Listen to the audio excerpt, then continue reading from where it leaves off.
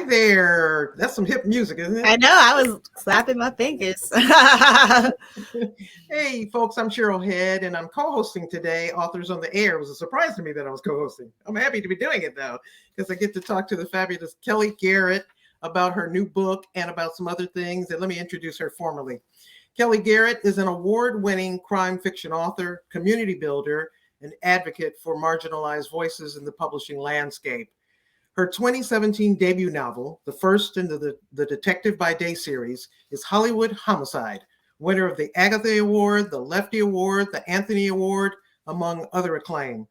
Her second book, Hollywood Ending, was named 2018's Best Mystery by Suspense Magazine, Book Riot, Crime Reads, and was a Today Show's Best Summer Reads, and also nominated for the Anthony and Lefty Awards. Kellye is the co-founder of Crime Writers of Color. I'm a proud member, and she serves on the Sisters in Crime National Board. Her latest novel is Like a Sister, and it's a riveting, hip, contemporary crime fiction novel about family secrets, loyalty, and the persistence of love. Kellye, welcome to Authors on Thank the you. Air. Cheryl remixed my bio. I liked it. I steal that. Like, send that to me, please. I can steal Absolutely, the I will send it to you. I know you've been just traveling all over the place getting ready for this, so you have more stamina than I. I've been seeing you a lot of places. But this is I did 2 trips. Was on like 8 airplanes in like 7 days. So yeah, it's been a lot. me. I don't know if I could do that. I'm going to ask you a few questions about this. I've looked at some of your other interviews that I don't want to ask you the same thing. I know you must be tired of talking about the book now. Talking about myself. I love the book, but myself, yeah. Yeah. And by the way, here's the cover. It's a beautiful cover, Like a Sister, her brand new novel that came out just this month. This first question is, this is sort of a departure for you because your first series, the Detective by Day series, was more of a traditional mystery. And this one is more of a suspense, domestic suspense. I really enjoyed it. What were you setting out to prove to yourself or to your readers about taking a departure?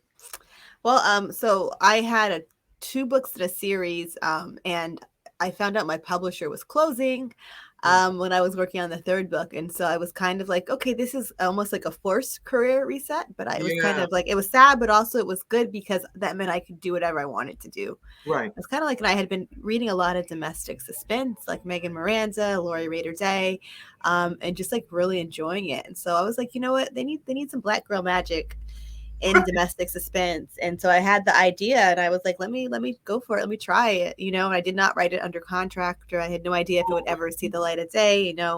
I did sell it on a proposal, but like when I started it, I had no idea it would eventually become this book with this pretty cover. Cool. That's excellent. Yeah. It's a great book. I love it. Speaking of both of your books, how would you compare your protagonist in this book, Lena Scott, to your protagonist in your series, Dana Day? To me, they had a few similarities, but I wondered what you thought about what they have in common and how they differ. I mean, they're both Black women in their 20s. The Day books are meant to be heightened reality. So I think Dana, she gets into some situations that I would never get into, and like she's chasing bad guys down the street. She's doing a lot of, stuff that, kind of Stephanie Plum type stuff, Janet Ivanovich. I mean, it's still first person. She's still very sarcastic. I think she's a little more funny than Alina is. Lena is also sarcastic. Yes. Yeah. And she, she's kind of driven a bit more by family, and I think Lena's a bit more broken than I think Dana is. That's interesting. I hadn't thought about it that way. I love the wisecracking that both of them do, though. They're both very witty in their own way, which They're brilliant. They're so brilliant. So brilliant. So I like the two sisters' kind of dichotomy of their estrangement. So they haven't really talked to each other in a couple of years or seen like a sister, yeah, in a couple of years. At the same time, you drop these little nuggets throughout the book that, at least for me, made me see how very close they are, and how much was in sync with her sister, the way she felt and the way she thought. Right. What were you trying to say about that family dynamic? I mean, I have two sisters. I think if you read the book, it's dedicated to my two sisters, and it Yeah, says, "I love you even when I hate you," and I know yeah, the feeling is right. mutual. And I think Yes, if you have sisters, you're like, I have like, sisters. I yeah, you understand, right? And my mom has three sisters, and my understand. grandmother had four sisters, and so I understand sister dynamics. You know, Yeah, it's a little different than sister brother, because I have a brother too. yeah. It's just different, and Hmm. so I just think it's interesting how, family can frustrate you, but of course you're still going to have their back.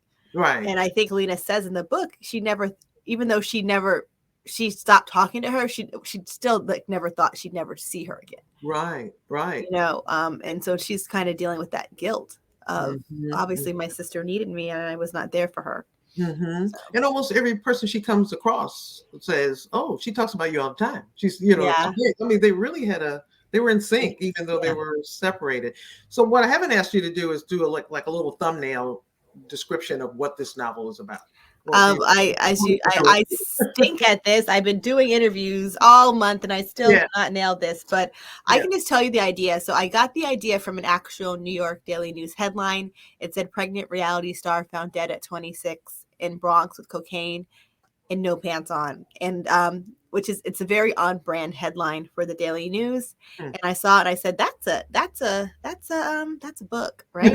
Right. And I just was curious, like, how did this glamorous reality star go from partying it up in downtown Manhattan to dying alone on a street corner in the Bronx? And I was walking down the street one day and I go, oh, she was going to see her sister and she never made it. That just came And to you. so, yeah, it just Wow. came to me. And so, like that first line is, I found out my sister was back in New York from Instagram. I Mhm. found out she died from the New York Daily News. And Mhm. that's the first thing I wrote. And if like Mhm. that first chapter flowed out of me, the rest of the book did not, but the first chapter Mhm. flowed out of me.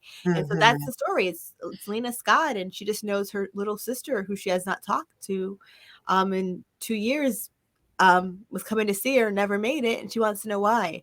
And she Mhm. doesn't buy that it was just an overdose, like the police Mhm. and everyone else wants to dismiss it as. She thinks something else happened. So Mhm. And I like that she's so persistent. She yeah, even though she might doubt herself a couple times, then she goes like, "No, mm-mm. that's I." that Black woman persistence, right? And I Mhm. was going to ask you about that. So you talk about this a few times in the book. You name it, super black woman. What's that persona mean to you? I think It's we've talked about this kind of in real life. That super. yeah, I think we all it's that strong Black woman. We take care of everybody, Yeah. right? Yeah. But that's my Alexa going off. Oh, We take care of everybody, but like no one wants to take care of us. No one has the same empathy that we give other people. mhm, They don't give mhm, that to us. And mhm. I think I was saying this yesterday in my last interview, that like you think of like the 2020 election, the joke was Black women are going to save us. Right, right. Stacey Abrams did, but like that's the joke. And that's the joke, is Black women are going to save everybody. But who saves Yeah, Black women? Like who saves Black women? Like no one wants to save a Black woman, right. That's right. And so that's the whole thing. But also at the same time, that's the strong Black woman label is something that we also put on ourselves, because I don't Yeah. think we allow ourselves to be Mhm, vulnerable a lot of the time. So mhm, we should be. mhm. Are you kind of sick of carrying around the burden of that label? I mean, I've gotten better at admitting when I'm not okay. And I Good think for part of you. it has been because of the pandemic, Yeah, and I think it's been hard on everybody, and just yeah. to kind of admit that I'm not okay, and Right. I had my grandfather passed away and I was really close to Yes, him. I He just passed heard. away Mhm, um last year, and after being sick for half a year. And so mhm, like I have to be like, I'm not okay, and I don't want to admit that. I mhm. still don't want to admit that, and even when I admit, I hate that I'm admitting that I'm weak. I feel like I'm weak. I know what I you mean. can't be weak. Yeah, I know what Um, you mean. I have some of that too, but yeah. I also know about you that you're the kind of the go-to person. People are always calling you and texting you. Me too. You know, asking for help and what do you think of this?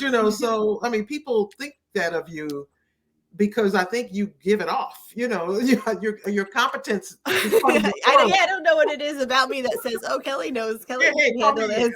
I mean, I'm proud. I'm happy to help people. Like Yeah, people have helped me in the past, so yeah, I'm happy to help you. And I yeah, know, like you would help me too. Like if I need help, you're gonna help me. So I think I don't mind being the go-to person for most 99.9% of the time. Sometimes, okay, like, leave me alone. yes, But but that's the thing, and I'm happy to be that person to help others. So. And balancing that with self-care that you have to. I think, and that's what I've gotten better at, is saying no, and even just be like, I don't need to give a reason. Right. There you go. Just going to say no to this. Just going to say no because you can't. I'm not going to apologize for it. I'm just going to say, this is not for me. Thank you. Good for you. That's a hard lesson to learn for almost anybody. Yeah. Yeah. It's so hard. It's so hard. So Laura Lippman said about your book something I really love. And so her quote was that your book has razor sharp insights on class, race, and family. I think that's so true. As I was reading it, I was thinking, laughing. So my partner was going like, what are you laughing about? Like, it's so real. It's so authentic and accessible because I know these people, So I think it's because it's part of who you are. I mean, you've got the competence in being a Black woman, having been a millennial, knowing New York so well. It was, the little nuggets you dropped about New York. I was like, yeah, I know about that. And some things I didn't know about it felt like you were there, the nimbleness with the language and social media and all that stuff. I don't think anybody else could have written this book but you. Thank you. And my question to you is, therefore, is own voice is still a necessary aspect of our literature today?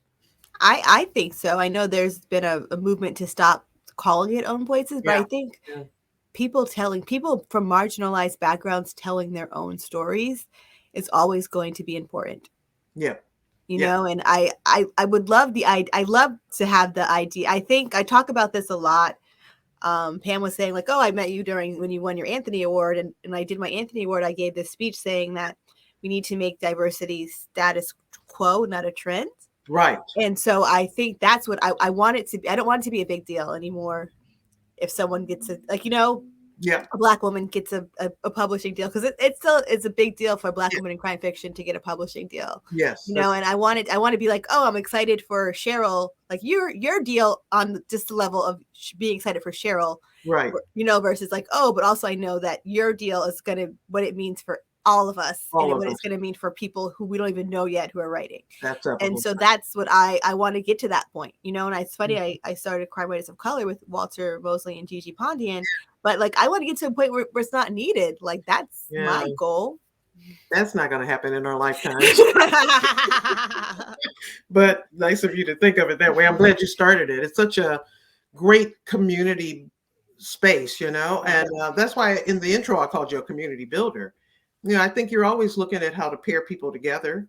Yeah. You're looking for, people's common goals and that kind of thing. I think that you must just bring that with you too. Is that just part of who you are? What's funny is that my maternal grandmother is known as an activist, civil rights activist in Grand Rapids, Michigan. She actually has an award named after her. Cool. In Grand Rapids.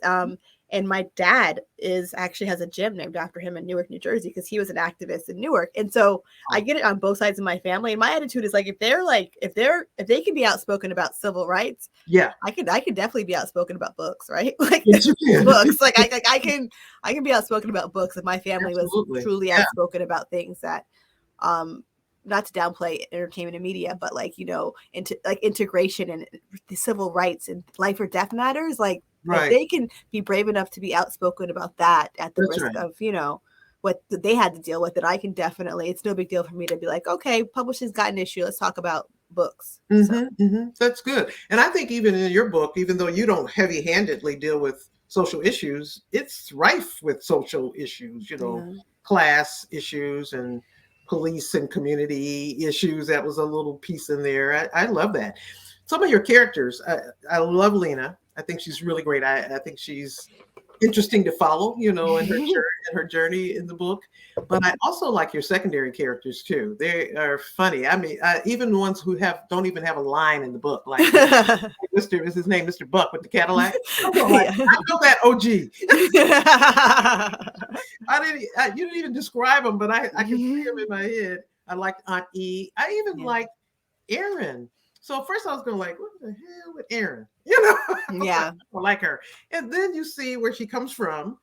And then you see that she is able to, she's a strange person, but she has a loyalty. Right, to her friends, right? Yeah. That was interesting to me. Yeah. And so I didn't always know how to feel about the folks And so that was kind of a nice surprise that you did that twist and turns. Well, we got 3 minutes. Okay, so in 3 minutes, I want to do this. I basically only want to find out what you're doing next. What's next for Kellye Garrett, author? What's next for Kellye Garrett, human being? So Kellye Garrett, author, is working on her next book. It's going to be out with Mulholland. It's called Missing White Woman, and it's about this woman who comes to Jersey City from Baltimore with her boyfriend for a romantic getaway. And she has an Airbnb. It's 4 stories, so she's on the 4th floor, and she can't hear what's going on on the bottom floor. Yeah. And she wakes up one day and comes downstairs, and her boyfriend is gone. And this white woman who's been missing for a couple of days is dead in her foyer, and she doesn't know what happened, and she just knows that something happened, and she's got to figure out what happened. So that's and is it first person? It's first person. I actually was it's based on me going on a writer's retreat to Baltimore, staying at a friend's house who was not there. And I was like, I could come downstairs one day and like find a dead body. And they'd be like, who's this woman? Why'd she kill somebody? Like, so that's where the idea came from. It's just me literally being at a friend's house. Like, this is a great house, but I don't know what's going on now. And of course you found a dead white woman in the basement. You could be number one suspect for exactly. You can't be like, I don't know how she got here. Like, you can't be like that. Where are you from, ma'am? Kind of thing. That's great, Kellye. It sounds good. Another standalone. Yeah.